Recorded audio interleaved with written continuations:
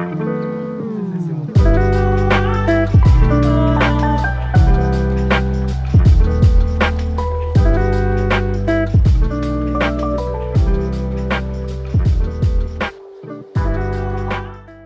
O.W. Root, and this is Pleasant Peninsula. This time of the year it's winter. It is, but it doesn't really feel like winter yet. It doesn't feel like winter right now. It's almost a liminal space. To us in the deep north, winter is snow, ice, tundra. It's not seeing the ground for 6 months. You're not going to see the grass until spring comes along. But that's not what it is right now in this liminal space. We just had almost 2 feet of snow over the past couple of weeks. It just kept snowing and snowing and snowing. And I thought that we were stuck in the tundra until spring. I thought that was going to be it. It's now just a white sheet of ice for months. But nature had other plans. And it's now melting. I see the ground sprouting up. I can hear the water dripping off the roof and down into the gutters. It's a surprise. And this is something practical. You know, in Michigan, we have to be flexible with the weather. Bad roads, freezing rain, ice, getting snowed in. There's also something philosophical to it as well. There's something deeper about this. There are things that we cannot control. And nature is one of those things. Nature is bigger than all of us. We can't control it yet. I don't think we're going to be able to control it. But it reminds us of the power of nature and the powers that are greater than us. And that ultimately, at the end of the day, all we can do is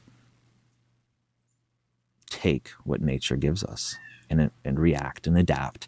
And we're along for the ride to a certain extent. We think we control everything, but we can't control that. The Packers.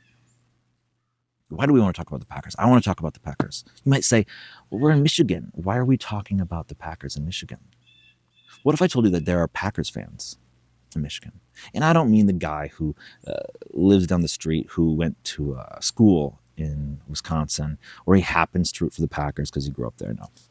I'm talking about a place, an area in Michigan where the majority, and if not the majority, half and half the people root for the Packers. That's their team, not the Lions, the Packers. And where do you think that'd be? I mean, you can probably figure it out. You know, you cross the bridge, you get to St. Ignace, and you head west on US 2. You drive right along the northern edge of Lake Michigan. And you keep driving, and you're coming into Escanaba. And there's a McDonald's billboard. The McDonald's billboard says, I believe it's free coffee, maybe something else free as well, when the Packers win. This is a McDonald's billboard heading into Escanaba, right as you're coming into Escanaba. And this is incredibly telling. This is where they root for the Packers, in this western edge of the UP. And it's incredibly telling that the McDonald's billboard is there, because McDonald's is a multi-trillion, billion, it's a huge corporation. It's all over the world, in all these different countries. They're not making sentimental choices on their marketing. They're making cold, calculated decisions. And if they are advertising free stuff when the Packers win, that's because the market is there for the Packers, not the Lions. And that is such an incredible testament to the fact that, yes, this is Packers country. The Western UP, getting down almost into Wisconsin, is Packers country. And of course, it's Packers country. Why wouldn't it be Packers country? They are closer to Green Bay. If you're in Escanaba, you're closer to Green Bay than you are the bridge. And I mean, that you are almost in Wisconsin, so of course they're Packers fans. And I went to a Packers bar in Escanaba, Chenier's Reef. And it's one of those bars that you drive by, you see people, cars there, but you never see anyone go and you never see anyone go out. It's a locals bar, and you're not going to go in there either. For some reason, feels like it's not for you because it's a locals bar. And now, of course, I went to Chenier's Reef, and it's one of those bars that you wouldn't go to unless you knew you were going there. But it was incredibly warm, incredibly friendly. And that's something about those locals bars, or those real, almost locals only kind of bars. They feel intimidating, but in truth, the people are incredibly friendly inside. And I went there and I They don't take card. They only take cash. There's an ATM in the back. I have to get cash, order a PBR, stand in the back.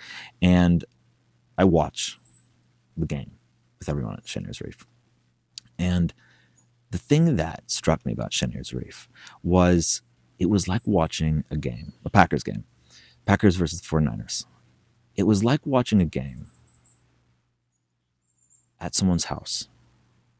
And I'll explain to you what I mean by that. Anybody who's watched a football game at someone's house knows exactly what I'm talking about right here. What happens when the game's on? Shh, shh, everybody's quiet. Nobody talks when the game's on. And then when the commercials come back on, everybody starts talking again. Maybe you mute the TV. But then when the game comes back on, everybody dies down. The conversation dies down again. And this is a hallmark of watching a game at someone's house. There's this almost unspoken rule. You don't talk when the game's on because people are watching the game. This isn't how it is at most bars. You go to watch a game at a bar, it's not like that. Maybe in the fourth quarter, maybe in overtime, something like this, but maybe in a big, huge game at the very end. But that's not normal in most normal bars. But at this locals bar, this Packers bar in Escanaba, Wisconsin, it was. And I thought that was incredible. It was a test. It was so homey in that way. So it was really locals only in that way. And I stuck out like a sore thumb. I said I stood in the back and I watched everybody watching the game. And I drank my PBR, but I was not one of them, although they were perfectly friendly and kind. But to be there and to watch it with them felt like I was watching it at someone's house in a sense. And out there in the western UP, freezing rain, gray skies, frigid, right on Lake Michigan, almost into Wisconsin, closer to Green Bay than the bridge, closer to Milwaukee than Lansing. It was an incredible feeling to be there and feel that kind of environment in this hinterland of Michigan. Next, I want to talk about this very cool story by James Zanstra. And I want to give a few comments after, but I want to show a reel so we can take a look at what he's talking about here. And the full story is on enjoyer.com, and you've got to go read the full story. But first, I want to take a look at this reel, and then I'll give my comments after. So let's play that. You're going to hit a deer if you spend enough time driving around Michigan. In 2022, there were 58,000 vehicle deer collisions, 11 deaths, and 1,600 plus injuries. Michigan is overrun with deer, and it's a problem. One reason is the decline in hunting. Many Michiganders will pass up tons of does just to shoot a small buck. Removing males from a population doesn't really impact numbers because a single buck can impregnate many does. Changes to the tag system haven't worked either because governments don't dictate culture in America. People do. We need to see deer as food, not as trophies. Every doe represents a few dozen pounds of free-range meat available for the cost of a deer tag and a few rounds of ammo. Do your part and don't pass on a good shot dreaming about a new rack of antlers over the fireplace. So I love that reel. I love this story. And like I said, you've got to go check out James Zanstra's writing on enjoy.com. Hunting, fishing, outdoors, everything. He knows everything about this, and he has an incredible writer on all this. And what I love about that, first of all, is that I relate to this. When he was talking about the overpopulation problem, when he writes about the overpopulation problem of the deer in Michigan, if you live in northern Michigan, you know exactly what he's talking about. Everybody knows September and October, it's watch out, there's deer on the roads, be careful. This is when you hit deer. I mean, I think everyone in my family has hit a deer at one point in time. And so there's a real practical element to what he's talking about and prioritizing does over bucks. This is real practical. But there's also, and I'm pushing his idea a little farther in a way that I connect with this, there's this deep philosophical element to what he's saying as well. He's saying, don't get distracted by the buck. Take the shot when you have the shot for the doe. And there's this philosophical element about he's almost asking us to return to almost the archaic original purpose of hunting in a sense. And because why did we hunt? Why did we start hunting so long ago? To procure food, to get food. But in our day and age, we're so used to, we can go to the Meijer, we can get burger, chicken, we can get steak, we can get anything we want whenever we want. We're so used to getting food so easily, that we're a little removed from nature. And it reminds me of that liminal space talking about earlier about the weather. We're removed from the realities of nature. We're removed from the idea that that meat got to your mire somehow, and it didn't grow up from the ground in a package. And why did we start hunting? For food and for sustenance. It wasn't just for trophy. And I love this idea that he's talking about, where it is practical, but it inspires me to think philosophically about food and about the philosophical idea of how we get our food and what's the point of hunting. And the problem that we have these days, so often we're able to divorce ourselves from nature, or think that we divorce ourselves from nature. And James's piece is almost calling us back to that in a practical way.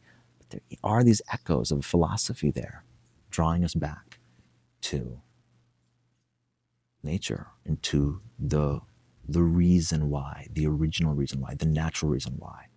Almost brass tacks, not just superfluous, this or that, but the deeper reason, the original reason. And that's what that story reminds me of. And I love that story. Such a show. Packers, liminal space, subjecting ourselves and allowing ourselves, turning ourselves over to the incredible powers of nature, how we get our food, hunting, the archaic purpose of hunting. I hope you have a great rest of your day, and I'll see you here next week.